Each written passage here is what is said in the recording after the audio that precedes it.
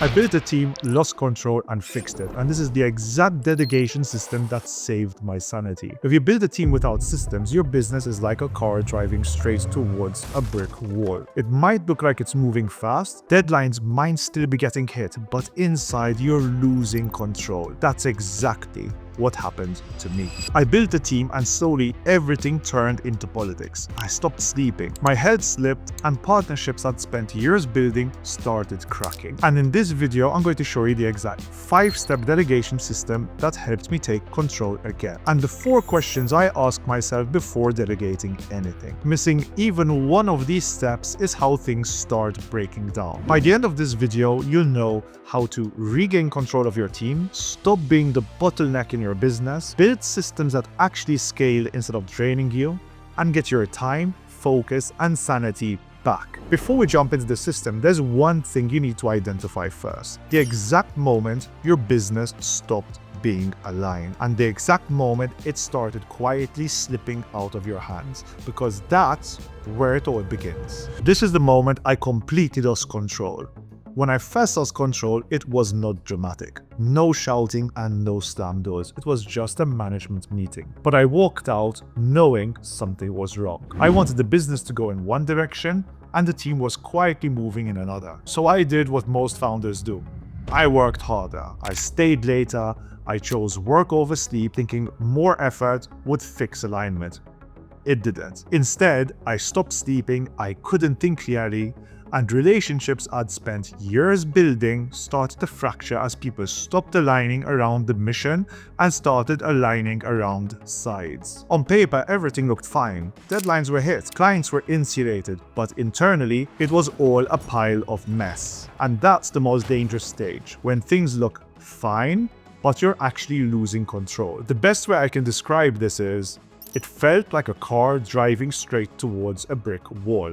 Everyone could see it, everyone knew how to turn the wheel, and no one did. And the people with the most power actively resisted any operating system that could have fixed things. That's when we started losing people who actually carried the business. And once I saw that, I decided to change everything about my business and how I operated before it was too late. And that's when the 5-step system brought back control. So basically, I took everything I've learned from previous businesses, coaches, books, and real-world failure, and I distilled it into what I now call the Zero Friction Company Framework. It has 5 steps, and none of them are optional. Step 1. Radical accountability. Accountability starts with one rule. Everything that happens in your business is your fault. If a client leaves because something went wrong, the question isn't who messed up. It's why didn't you build a system that made that outcome impossible? And if you don't fix the system and it happens again, it's still your fault. For example, if clients churn because onboarding is sloppy, that's not a people problem. That's a missing onboarding system. Accountability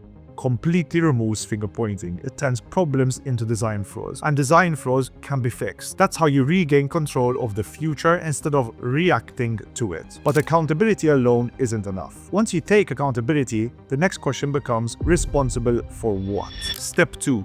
Purpose before performance. Purpose isn't what you do, it's the change you create. Defining it by answering 3 things. Who do you help? What pain do you remove? And what life looks like after. If your customer's world doesn't materially improve, you don't have a purpose. You have a task. For example, more leads is a task. But helping dentists get confident patients walking through the door? Now that's a purpose. Purpose gives accountability direction. Without it, people work hard in different directions. But purpose without standards creates absolute confusion. That's where culture comes in. Step 3. Culture is what you tolerate. Culture isn't the values on a wall. It's the behavior you allow under pressure. If missed deadlines get excused, that's culture.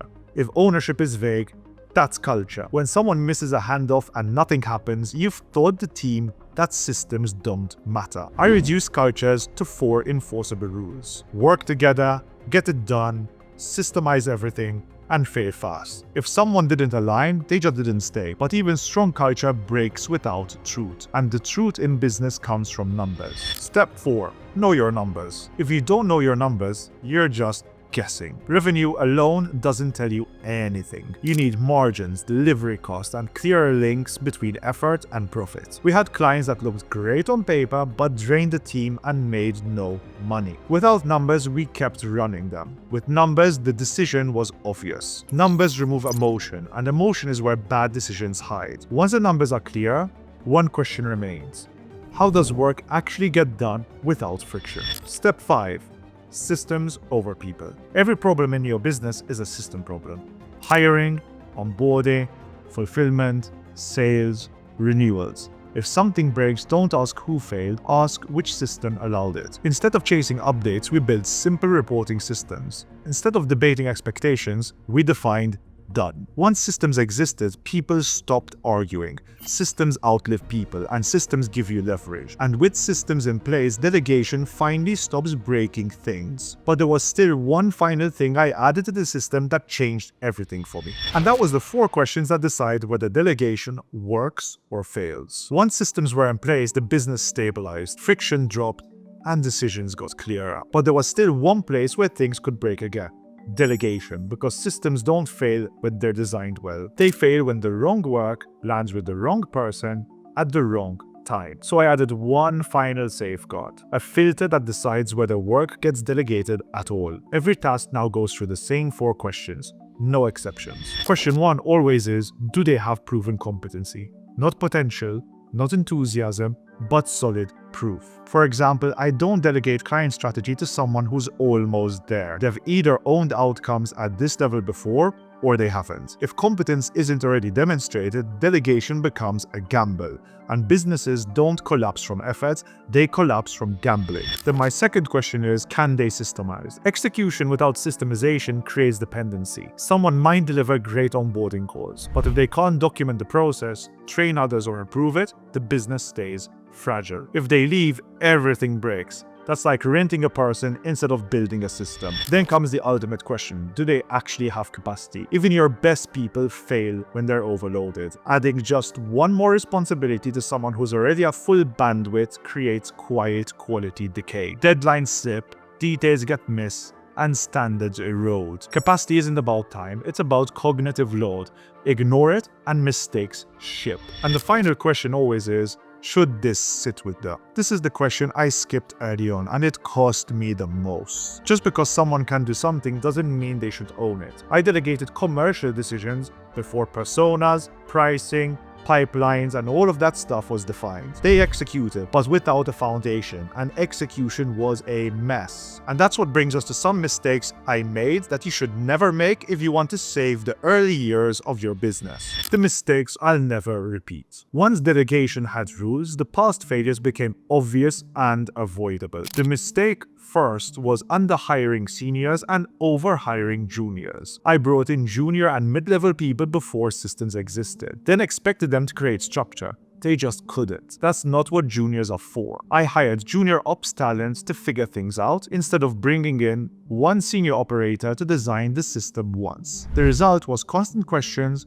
rework, and dependency. Anything that required judgment, ownership, or decision-making should have been senior. Anything repeatable should have been systemized or outsourced. The second mistake was delegating commercial work too early. Sales, pricing, personas, and pipelines. None of it was clearly defined, and I handed it off anyway. I let others own the sales process, conversions, and all of that before we had a clear ICP or pricing logic. They executed, but without a foundation.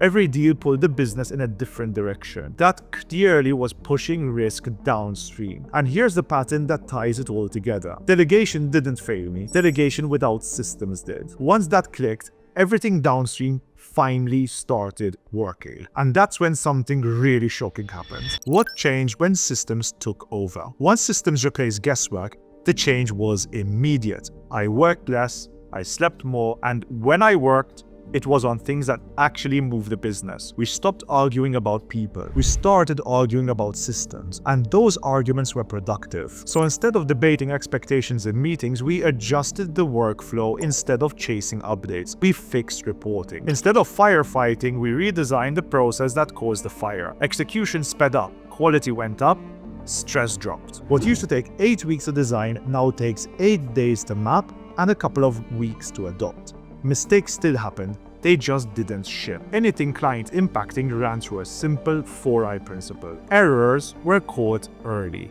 But the biggest shift wasn't operational, it was internal. Before, every conversation felt tense and defensive. Now discussions are calm, factual, and unemotional. That's what control feels like. If you're thinking about your first hire, ask yourself this: is there already a system for them to follow, or do they need to create it? That answer tells you the level of seniority you actually need.